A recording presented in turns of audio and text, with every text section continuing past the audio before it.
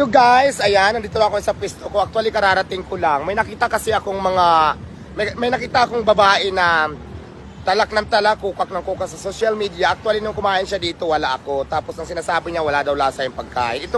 Ito matagal ko na itong sinasabi na hindi ko naman sinasabi na masarap yung pagkain ko. Kung hindi mo nagustuhan, pwede ka namang hindi na bumalik, huwag mo ka i-recommend o whatsoever. Ang napansin ko lang doon sa babae, masyadong OA naman yung acting kasi lahat daw ng in-order niya, wala daw lasa.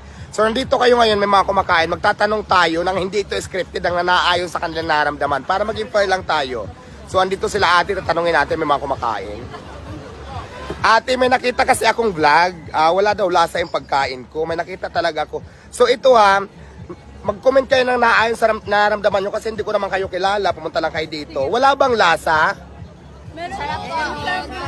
Oh, masarap, di O ba? ayan na, ayan. Ano ang lasa kasi sabi niya, nag-order siya ng chicken, nag-order siya ng